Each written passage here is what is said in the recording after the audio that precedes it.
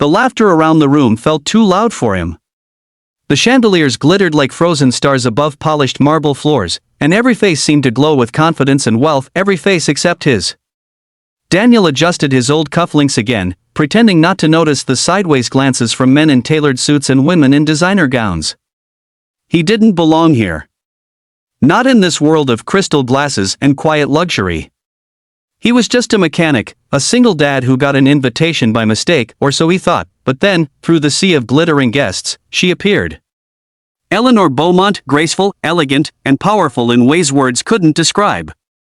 The billionaire hostess of the night. Her eyes caught his, and for a moment, time stilled. She crossed the ballroom with a quiet confidence that silenced even the whispers. And when she leaned close enough for only him to hear, her voice brushed like silk against his ear, "You're the only one who belongs here." That single sentence shattered every wall he'd built around his heart. And he had no idea it was only the beginning of the night that would change everything. Daniel had promised himself he wouldn't come. The invitation had arrived in a gold-embossed envelope, addressed to Mr. Daniel Hayes and guest. Guest? He'd laughed. The only guest he ever brought anywhere was his 8-year-old daughter, Lily. And this gala of hearts was hardly the place for a child who still thought orange juice was fancy. But Lily had insisted, her eyes wide and hopeful. "Maybe you'll make a friend, Dad. You're always fixing cars, maybe someone will fix your heart for once." So he went. Out of curiosity. Out of love. Out of a quiet wish that maybe, just maybe, something good could happen. The ballroom was alive with laughter, a symphony of clinking glasses and murmured deals. Everyone there had something: money, status, a name that opened doors. Daniel had grease under his nails and a faded suit that fit a little too tight. He drifted along the edges of the crowd, hoping to stay invisible, that he didn't notice Eleanor watching him. To everyone else, she was a legend. The daughter of a business empire who rebuilt it after tragedy. A woman known for her grace and sharpness, her heart wrapped in mystery. Yet, as her guests mingled, her eyes stayed fixed on the man standing alone near the back. He wasn't like the others. His eyes held warmth, not calculation. His posture was humble, not rehearsed. And when he smiled nervously at a waiter offering champagne, she felt something stir in her chest she hadn't felt in years, genuine curiosity. She walked toward him. Slowly. Purposefully. The crowd parted, as if sensing that the queen of the room had found her reason to leave the throne. "You don't look like you enjoy these kinds of things," she said softly, her voice carrying just enough warmth to pull him from his awkward stillness. He smiled faintly, eyes meeting hers. "Guess I'm not really the black tie type. My daughter says I should try to get out more." "Your daughter sounds very wise," Eleanor replied. "And for what it's worth. I'm glad you came." He blinked. "You are?" She leaned in slightly, eyes sparkling with something deep, something honest. "You're the only one who belongs here." He didn't understand what she meant then. Not until much later. The night unfolded like a memory he would never forget.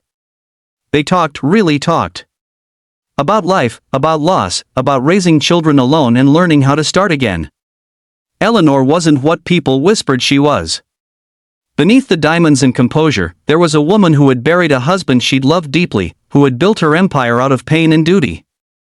And Daniel wasn't just a mechanic with rough hands, he was a father who'd learned how to sew a dress for a school play because no one else would. They found comfort in the quiet between their words, but the world outside that moment wasn't as kind. When the photos surfaced, a billionaire hostess laughing with a man who didn't fit the part, the gossip began. "Who is he? What's she thinking?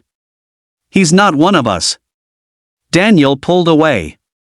He couldn't stand being the reason her name was dragged through the mud.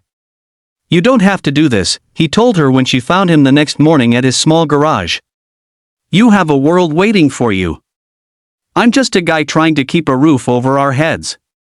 Eleanor stepped closer, unbothered by the oil-stained floor or the smell of engine grease. "Do you think I care what the world thinks?